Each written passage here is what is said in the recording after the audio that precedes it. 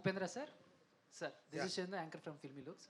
So first of all 45 teaser చాలా బాగుంది. Thank you. Last movie UA ఏమైతే ఉందో సో చాలా ఎక్స్పెక్టేషన్స్ పెట్టుకున్నాం, బట్ ఎక్కడో కొంచెం రీచ్ అవ్వలేదేమో అని జనాలకి ఎక్కడో కొంచెం అర్థం కాలేదు అనుకోవచ్చా, లేకపోతే వాట్ ఎవర్ ఏదైనా.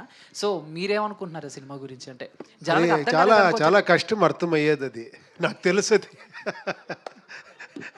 నేను ఒక 7 years నుంచి చెప్తానే ఉన్నాను, దీంట్లో కొంచెం స్ట్రాంగ్గా చెప్పాను. ఇంకా ఒక్క అకార్డింగ్ టు మీ ఇంకొక 5-6 ఇయర్ అయిన తర్వాత మీకు అర్థమవుతా పోతుంది. మీరేమన్నా డిసప్పాయింట్ అయ్యారా ఇంత కష్టపడి టెక్నికల్గా?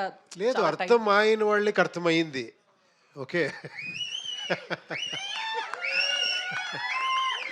అది ఏమంటే ఇది కొంచెం ఎక్స్పెరిమెంట్ ఏమంటే థియేటర్లో కూర్చొని చూస్తారు కదా, వాళ్ళే విలన్ను. అది కొంచెం డైజెషన్ చేసుకునేది కష్టం. మీరు ఎప్పుడూ స్క్రీన్లో హీరో విలన్ చూసి వీడు హీరో వీడు విలన్, వాళ్ళు వీళ్ళకి కొడతారు వీళ్ళు వాళ్ళకి కొడతారు అని చూస్తారు కదా, ఏంట్రా నాకే చెప్తున్నారు అని అర్థమైతే కూడా అర్థమే అవలేదు అని.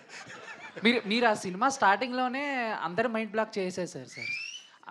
చిన్న తెలుగు ఉన్న వాళ్ళు కూర్చోండి, తెలుగు తక్కువ వెళ్ళిపోండి, ఇంకా చచ్చినట్టు కూర్చుంటారు కదా సార్.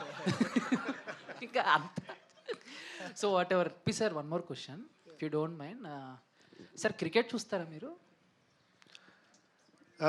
ఎందుకు అంటే your from Bengaluru, so RCB and IPL trending నడుస్తుంది, ఈసారి కప్ నమ్మదే.